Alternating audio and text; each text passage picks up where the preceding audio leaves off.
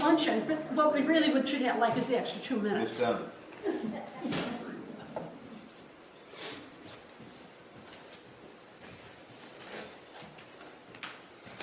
Rachel Rayfield, 7514 Whitaker Drive, Summerfield.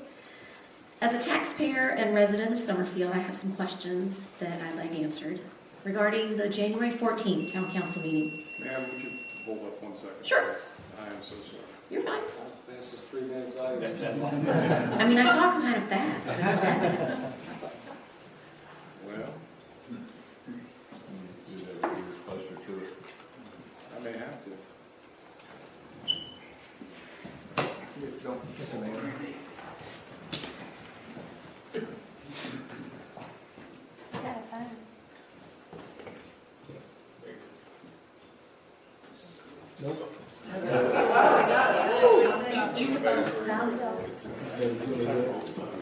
I'll just do it with my phone.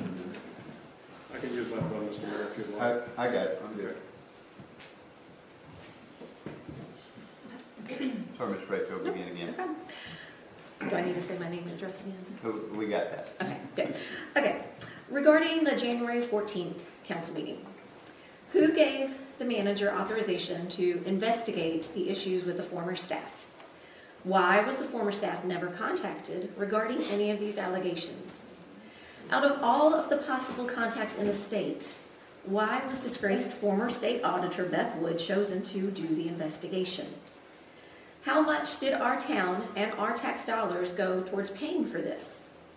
Who contacted the media outlets prior to the January 14th meeting? Why were Mayor and Councilman Doggett not told of Ms. Wood or her report before the meeting? Why was Beth Wood allowed to make her presentation during a public meeting and not in a closed session?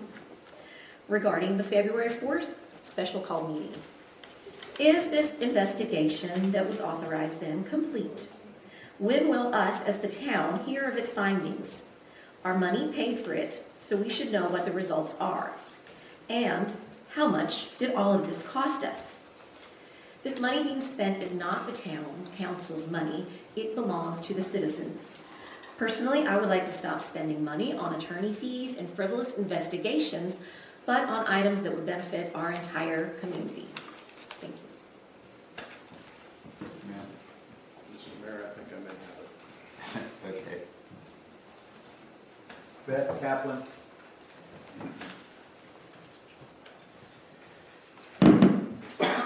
Beth Kaplan, 7979 Highfield Road. I was told on February 14th, 2024 that our former town manager's contract was unfair to the citizens of Summerfield. And then I was told, don't worry, we won't miss a beat. We are missing many beats. Since that time, our whole staff has resigned, our attorney resigned, our lobbyist resigned, our auditor resigned, and many of our volunteers have resigned. We are taking $120,000 from our fund balance to cover admin salaries for the rest of the year. That's over what we already budgeted. We have a witch hunt orchestrated against our former town manager and finance officer that appears to be headed up by our interim town manager and finance officer. We're going to have a finding on our audit because the same interim town manager finance officer seemed incapable of picking up the phone to discuss bank reconciliations with our former finance officer. The town has missed many beats with the de-annexation of almost 1,000 acres. The town will now stand by and watch the development being built with no control by the taxpayers of Summerfield. The town is missing beats with its inability to finish or even start any of its capital projects. And we think will be a good bet for future grants. All I see are tax dollars that we are spending with nothing to show. With proper leadership and vision, we could have been a success story on how our town moves on after facing tragedy. But that isn't happening. Instead, people respond to me about how sorry they are that I live in Summerfield. With proper leadership and vision, we could be moving forward in a positive and exciting way, but instead, the Council of Four is killing Summerfield. Thank you.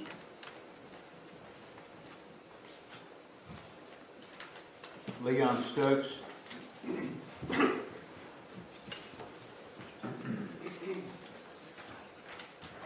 Leon Stokes, 6911 Maynard Road. I'm a 25-year resident of Summerfield.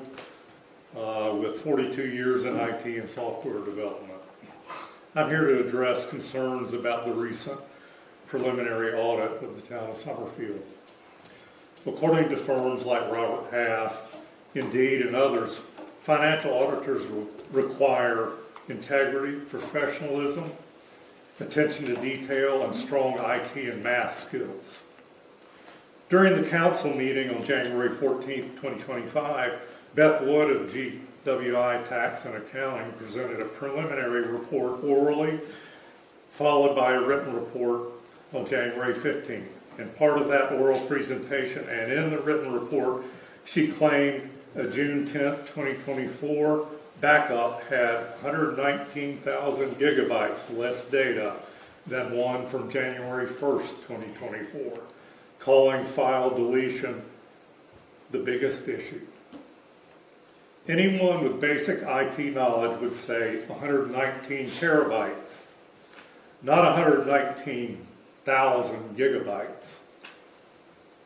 Akin to saying an $85,000 truck cost $8,500,000. This suggests ignorance or an intent to exaggerate. The report lacks details, what kind of backups were made, storage locations, custody, details beyond, all of these are details beyond one day's audit scope. Yet it was made public without interviewing implicated employees or contacting the former IT contractor.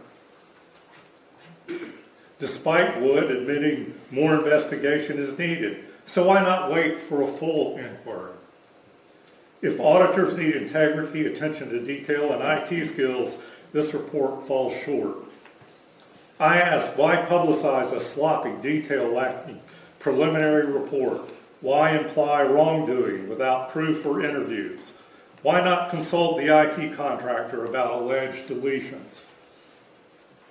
Making this public was at best reckless and unprofessional, or worse, a vendetta to smear former employees. It is incomprehensible that the town's attorney at the time would approve making this report public, thus making defamation lawsuits possible. A competent approach would have been to privately assess the report and, if warranted, commission a thorough independent investigation and publicize only proven wrongdoing. Since this did not happen, I urge this council to commission an independent investigation based on its findings, either publicize proof of wrongdoing or exonerate and apologize to those implicated. Thanks, sir. Judy Bastian. Good evening. I'm Judy Bastian, 6101 Four Oaks Court.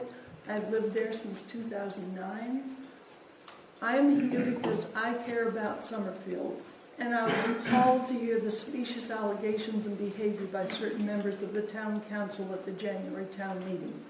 In the past, Summerfield has always been supported by its residents, staff, volunteers, and elected officials. I am here to acknowledge our friends and neighbors, the former staff, volunteers, and contractors who have worked so hard for Summerfield. What has happened? Since May 2024, there have been 24 departures. Volunteers: Clark Doggett, Planning Board member; Jane Doggett, Trails and Open Space member; Vicki Bridges, Finance Committee chair; Alan Abrams, Finance Committee chair; Bruce Peterson, History Committee chair; Jim Butnow, History Committee member; Gary Brown, History Committee member; the late Trudy Whiteacre, Planning Board member. She was not reappointed with no reason given. Kathy Rooney, Planning Board member; Mark Brown, History Committee, Founders Day, Town ABC liaison. Staff: Scott Whitaker, Town Manager; Jeff Goward, P&R Director; Brad Rentz, Planning Director; Dee Hall, Finance Officer. Cheryl Gore, Events Coordinator, Assistant to the Town Manager. Sarah Tibbetts, Town Clerk. Daniel Bayer, Enforcement Officer. Rick Biggs, part-time PNR. Yeager Nance, part-time seasonal park employee. Tanner Nance, part-time seasonal park employee. Mason Winfrey, Deputy Town Clerk. He worked 1 month before leaving in February. Independent contractors, Bob Hornick, Town Attorney. Cynthia Randolph, CPA, the Auditor. And James Hoffman, Town Attorney. 24 people who worked so hard for this town. And it's got to change. It's gone on too long. And I mean, when people hear I'm from Summerfield, they have that look of they're so sorry. And I don't like it. And you are stewards of this town. And I look forward to more transparency, more public comments, listening to the citizens who have important historical information and can help you be good stewards. So thank you for being an elected official, and I look forward to progress. Thank you. Thank you, Ms. Bennett. Church, Brown.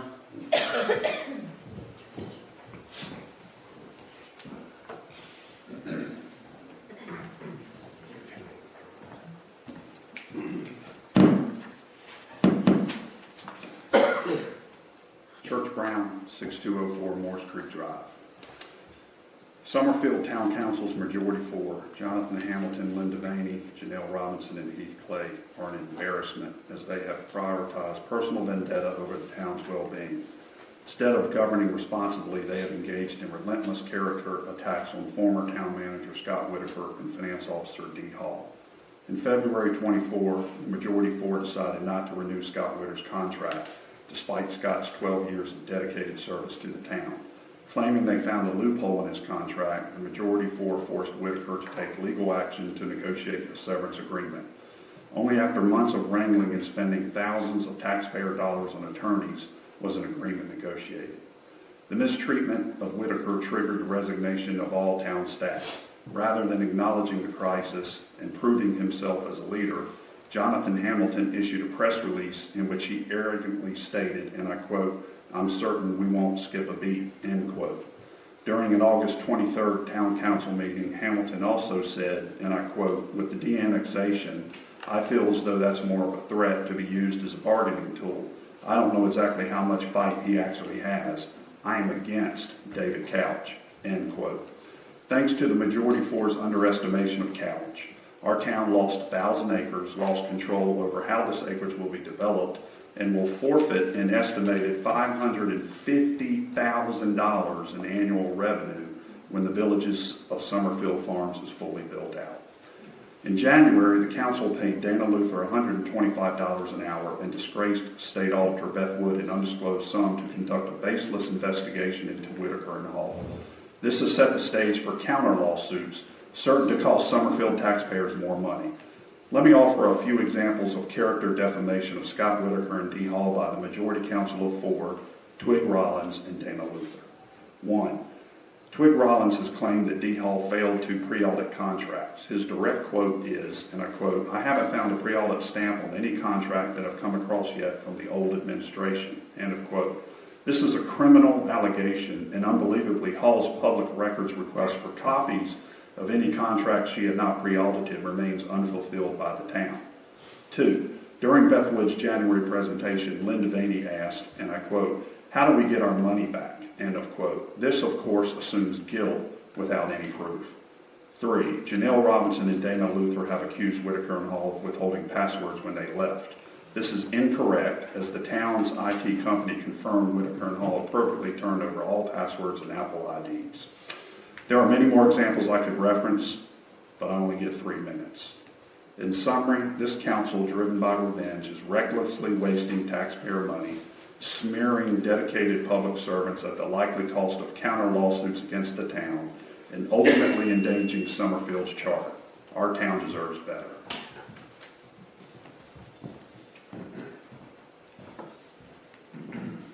Patty Stokes.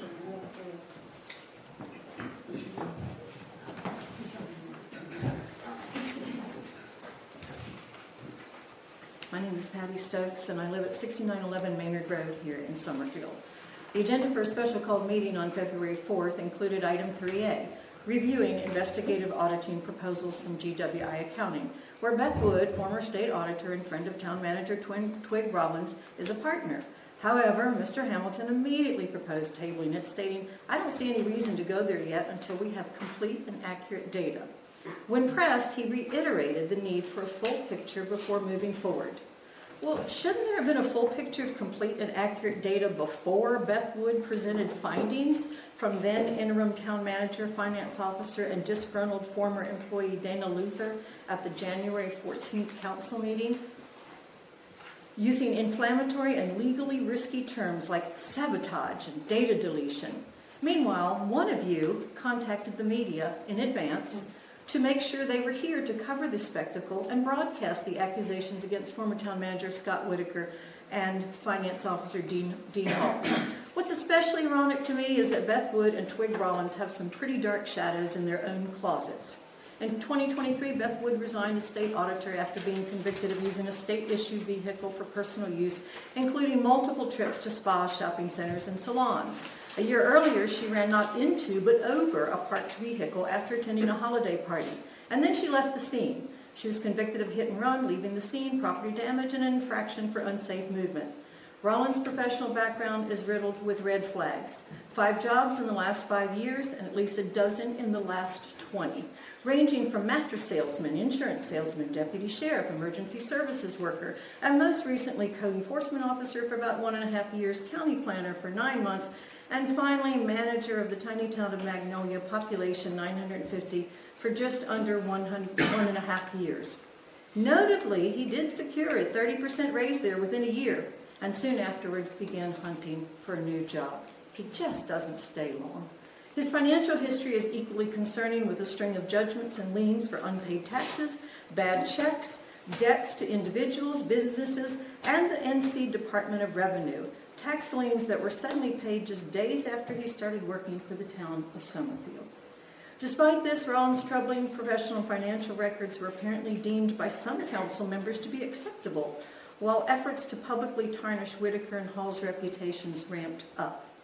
So what's the deal? The only conclusion I can draw is that pride, arrogance, and anger have blinded you. The entire town staff under Whitaker so strongly believed that he was unjustly fired, and furthermore, that it was egregiously wrong for the majority of you to try to renege on the severance package he was entitled to per his employment contract, that every single one of them resigned last May. You didn't see it coming, and you've been on a witch hunt ever since. You've also left the doors wide open for a defamation lawsuit.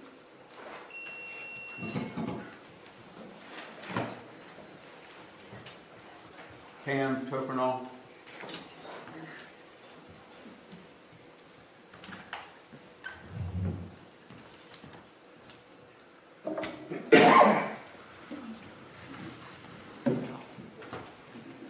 Pam Topernall, 6800. Pam, I'm sorry, could you pull that mic down? I'm having a little trouble hearing. Thank you. How's that? That's better. Pam Topernall, 6800 Brookbank Road, Summerfield. I'm just flabbergasted with just hearing what Patty said. When I learned what was paid to our town attorney for just 2 months, I was really curious about what the rest of the legal fees look like. From April through June of 2024, just 3 months, the town wrote checks to lawyers totaling $195,391.50. $130,100 of that was paid to our now departed town attorney, Jim Hoffman. He charged the town $3.75 an hour with no limit. Talk about a contract not being favorable to the town. I wonder who negotiated that contract. From a PRR, I gathered the following information regarding the town's legal costs. These are not annual costs, but the town paid these amounts from April through June of 2024 to 8 law firms.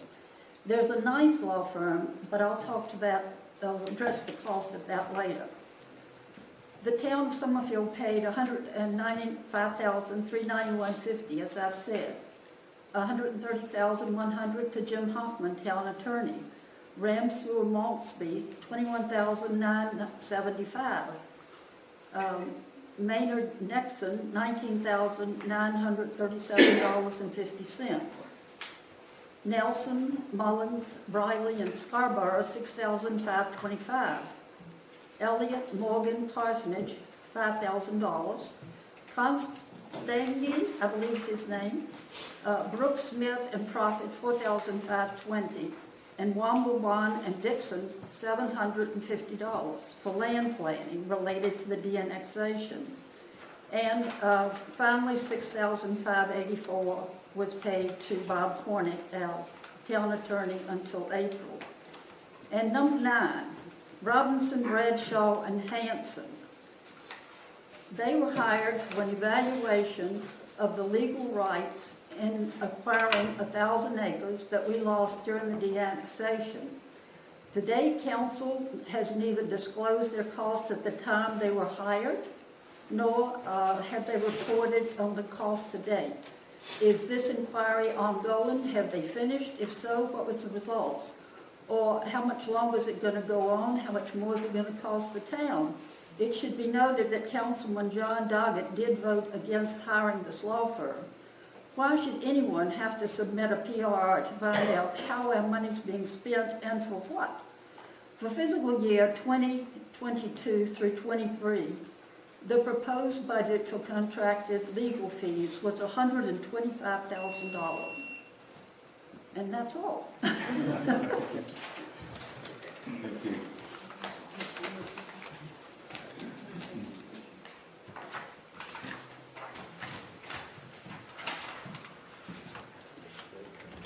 Chad Rader.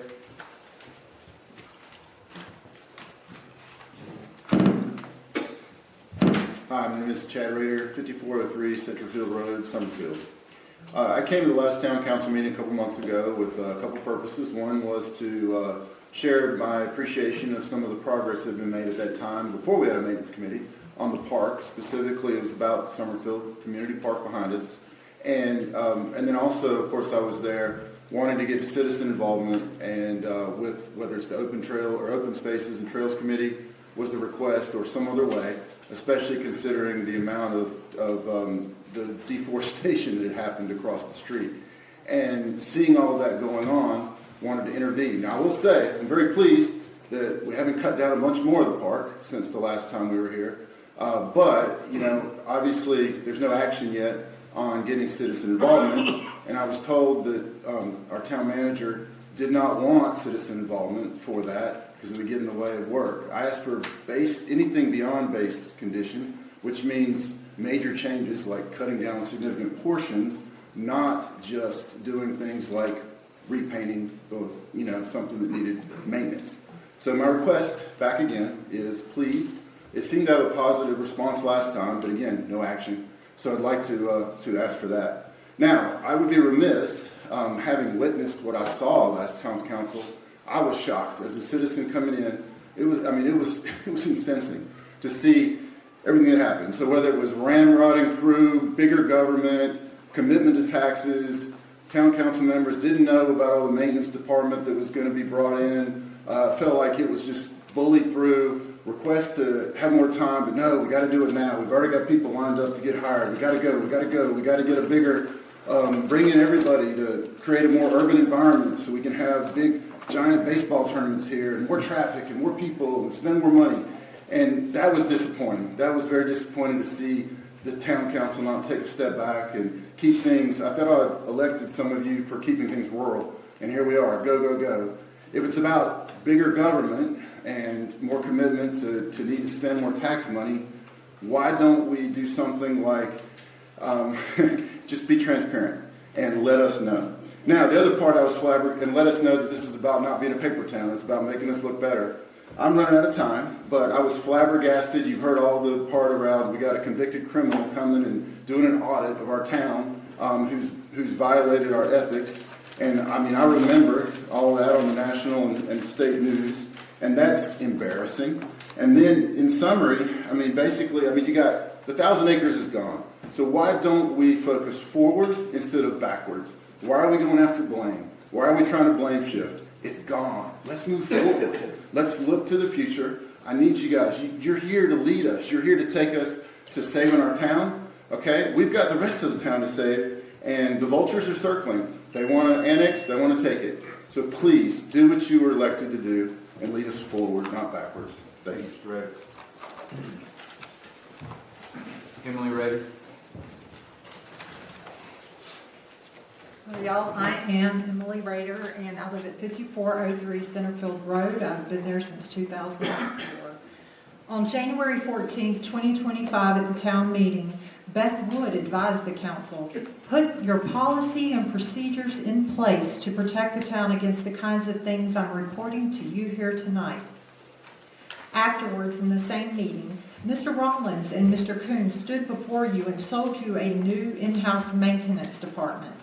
The council adopted it on the spot without giving citizens a voice in the matter.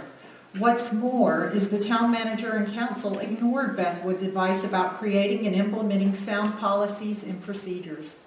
There was no discussion of maintenance policy and procedure that night. During citizen comments on 1/14/25, my husband requested the community park be returned to citizen oversight. A few days after the meeting, Mr. Doggett was respectful enough to inform us that Mr. Rollins resisted returning the park to citizen oversight because Mr. Rollins didn't want to get permission from citizens every time he wanted to paint a wall. I assert there is a difference between maintenance and projects. Any facilities manager will assert the same. Going beyond base condition maintenance should rightly involve citizen input. Without accountability and proper policy outline, our new maintenance department is ripe for mismanagement, financial corruption, and ethics violations. Back in December, Mr. Rollins and Mr. Coon failed to consult with citizens, committees, knowledgeable professionals, and environmental agencies before clearing the park of native plant species and wildlife habitat. It was mismanagement. But the council majority chose to protect the new town manager from scrutiny instead of heeding the voices of the citizens they were elected to represent. An experienced town manager would know not to conduct projects in this manner. In February 2024, when the council majority ended our town's contract with Scott Whitaker, Mr. Clay said he felt that Whitaker's contract was unfair to the town. We were not given specific reasons why it was considered unfair. Considering Mr. Rollins' failure to follow Beth Wood's advice on the importance of policy implementation, his resistance to citizen engagement, and his mismanagement of the natural passive park, citizens deserve to review Mr. Rollins' resume to determine if his contract is fair to us. On behalf of the citizens of Summerfield, I request Mr. Rollins and the council share his resume with citizens so that all questions about his competency, experience, and education can be answered and dispelled. We deserve transparency. Thank you.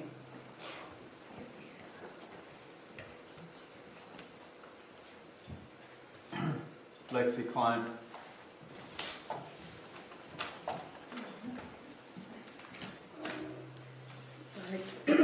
Lexi Klein, 7966 Highfield Road. I'm sure most of the people in here know that I'm John Doggett's daughter, but I'm just going to clarify that because Jonathan Hamilton wants to bring it up every time he addresses me after my public comment, so I thought I would get that out of the way so he could actually address the things that I'm saying. I do just want to also add that constantly harping upon my relationship to Councilman Doggett is a poor and obvious way to sidestep the issues that I continue to bring to the attention of the council. But I'm going to get to the real reason I'm standing up and speaking out today. It may come as a surprise to many of you, but government cannot function when transparency is treated as optional. It's not a privilege for a select few. It's a fundamental requirement for every elected official sitting in the room. Yet, time and time again, we see situations where some members of this council are left out of discussions, denied critical context, and expected to vote on issues without full access to the information that they need. That is not governance, that is manipulation, and that is completely unacceptable. Every single council member here was elected by the people of Summerfield. And when you deliberately sideline one of your colleagues, you're not just dismissing them, you're silencing the voices of the residents who put them in this seat. That is a direct insult to the democratic process and to the people you claim to serve. You don't have to like every council member sitting here. In fact, I know that many of you don't always get along, and that's fine. You don't have to agree with them, but you do have a duty and obligation to respect the fact that they too were chosen by the voters. And by extension, their voices deserve to be heard, their perspectives deserve to be considered, and their access to critical information must be equal to everyone else's. Governing behind closed doors, withholding information, or making decisions in silos does nothing but breed distrust and dysfunction. And let's be clear, a fractured council does not just hurt the officials, it hurts the people of this town. If decisions are being made with only partial input, then those decisions do not reflect the will of the people. They reflect the will of a few. That is not democracy, that is not transparency, and that is not acceptable. Some might argue that not every discussion needs to involve every council member, that sometimes certain issues require a limited scope of involvement. But here's the problem. When those limitations become habitual, when the same voices are consistently excluded, it stops being about efficiency and starts being about control. And that is not how representative government should function. The residents of Summerfield deserve a council that works for them, not one that plays political games or picks and chooses who gets to be informed. The people are watching, and they expect better.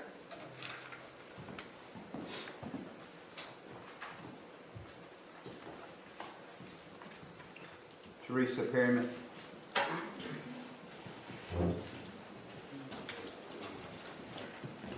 Hi, Teresa Perryman, 7401 Greenlawn Drive. I was up here also in January, and I had requested that y'all investigate to what happened to my $1,500 on that fee schedule. And I just wanted to update y'all on what I've